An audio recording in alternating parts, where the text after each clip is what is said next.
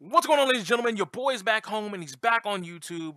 Welcome back, audience. Welcome back, me. And it feels good to be back home because Otakon, DC, you were good to me. Shout outs to you guys. Mwah. Sometimes you just got to be right back in the saddle and doing your own thing. You know what I'm saying? But Otakon was a blast. Meeting some of you guys, meeting some of the people who I've never heard of or never even knew anything about, meeting some of the people who I met online, some of the people who are on my Discord server. All you guys are a trip. You're godlike. You're amazing. Bravo. Kudos to each and every one of you individually, and kudos to you guys as a group. Give yourselves a round of a fucking applause.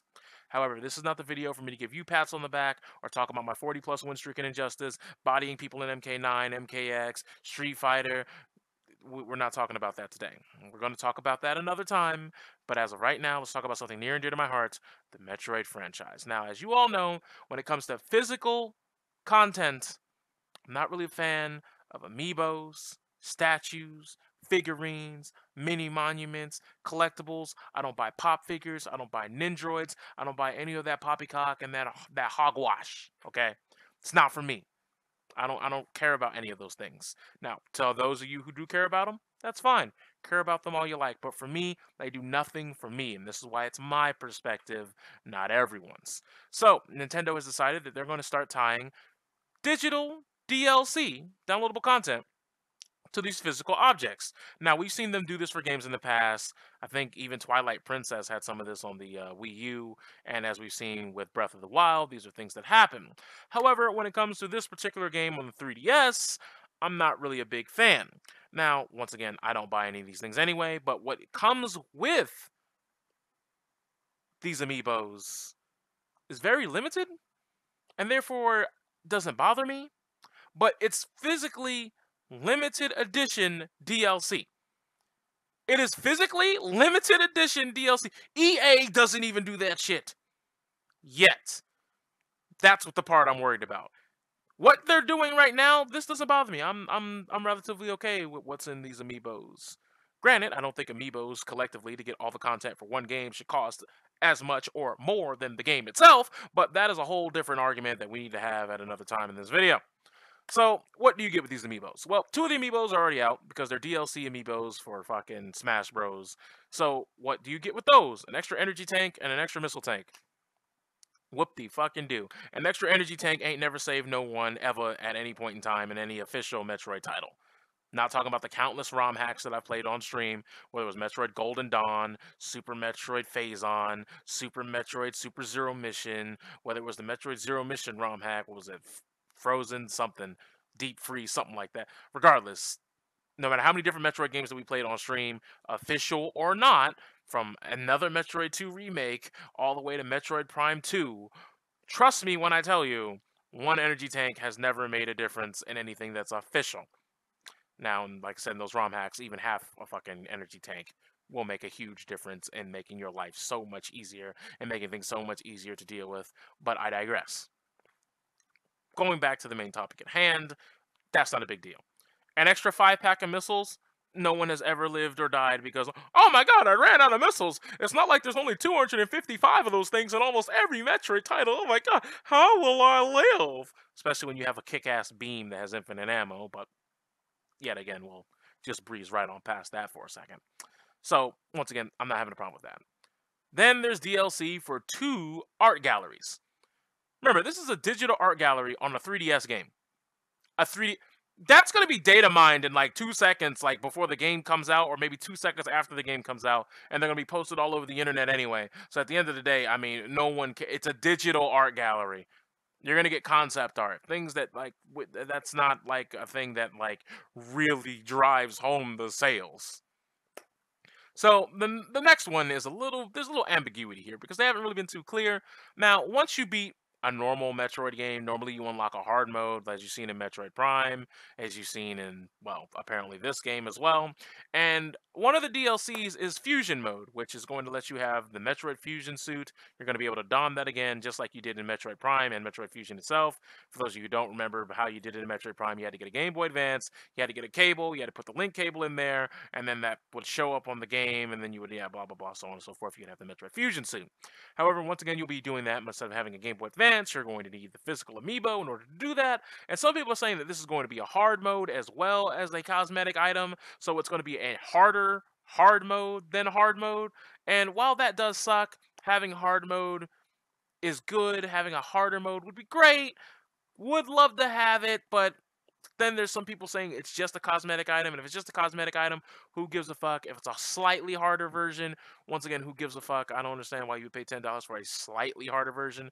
Now, if there's a huge difference, like the AI in hard mode is just barely harder than normal, but the fusion mode, hard mode, all of a sudden it's like the next Dark Souls challenge, and like you got a whole bunch of people who are just chomping at the bit to show their grit and just test their minds and their bodies and their hands in the crucible of this new fusion mode, then all right, maybe we need to have a talk. Maybe that is a bit of a problem, but I'm not really seeing Nintendo or anybody really doing that right now in the current day and age, in the current model of DLC. But the fact that it's physically limited DLC still kind of gets me, well, Jimmy's a little rustled, just a little rustled. But on top of that, I still don't like how if you were to buy everything to get every single possible ounce of content in the new Metroid remake, you got to look me dead in the eye and you're going to tell me that I got to spend more money on these stupid ass figurines that I will not use or look at. I'll probably just throw in the trash as soon as I get the DLC out.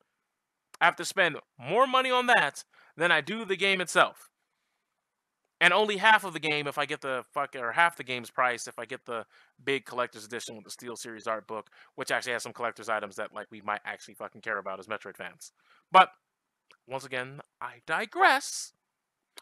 We've seen that there have been various other companies out there who see a DLC model, say, wow, they can get away with that? Well, so can we. I mean, not too long ago, Assassin's Creed Origins is now starting to have an $800 edition that doesn't give you a physical copy of the game.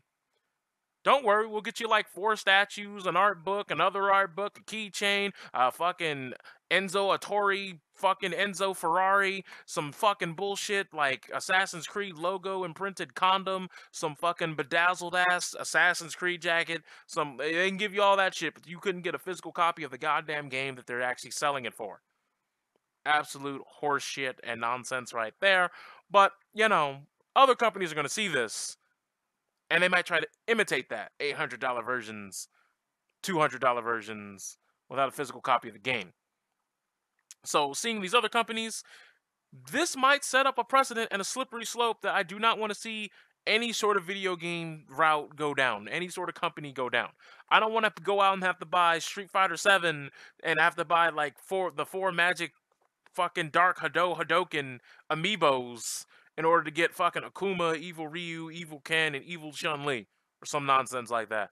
I don't want to go out there and buy, oh man, for Mortal Kombat 12, man, you got to get that Scorpion figurine. Yeah, it's like $80, but don't worry though, you get Golden Boss Scorpion, and you also unlock Goro. And, oh, if you want the combat pack, you got to go out and buy the Ermac Spectral pack, where it's got all the Ermacs doing this cool pose. I don't want that to be a thing that ends up happening at some point. Not saying that Nintendo, I'm gonna shit on Nintendo right now, but as we all seen how companies, they adapt from other people's practices and they make them malleable and they bend them to their own will and they just test the limits on how far people are going to be able to get away with it.